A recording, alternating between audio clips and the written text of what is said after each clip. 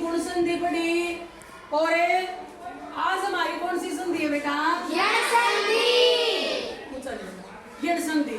और यण संधि की परिभाषा को रटोगे तो याद नहीं होगी बेटा, उसको समझो बेटा। जैसे हमने दीर्घ संधि गुण संधि की परिभाषा समझी है, कैसे इसमें क्या बात है बेटा?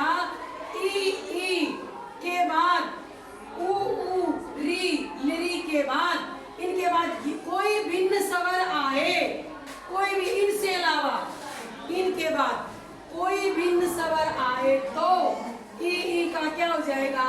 ये। और ऊ का री का ली का ले हो जाएगा बेटा। ये ध्यान रखना, बस रखना नहीं है, ये समझना आपने बेटा। जैसे ई के बाद भिन्न स्वर आए तो ये हो जाएगा। आप उदाहरण देखो, भवंती अपेया, यहाँ क्या है बेटा? ई। यहाँ क्या है? भिन्न स्वर, तो इसका क्या बन गया?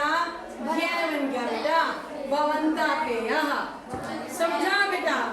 फिर आगे देखो, प्रति एकम, ई के बाद भिन्न स्वर ए आया तो क्या बन गया? ये। प्रत्येकम क्या बन गया बेटा? प्रत्येकम। फिर आगे चलो, ऊ के बाद भिन्न स्वर आया तो क्या बनेगा? बनेगा।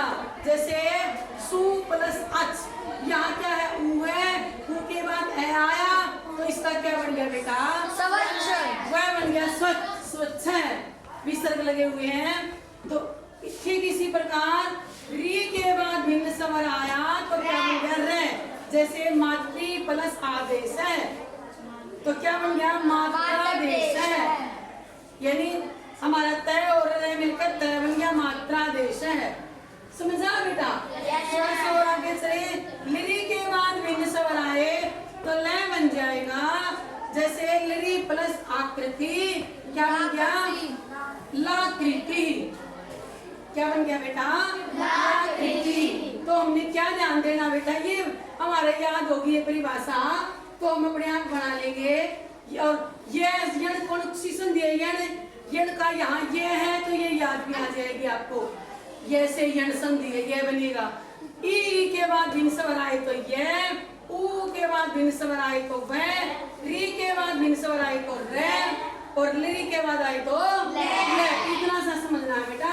ये समझ लोगे आप तो आप बहुत से अपने आप संधि करोगे बेटा। तो मैं उम्मीद करूंगी आप बच्चों को समझ आई होगी बेटा।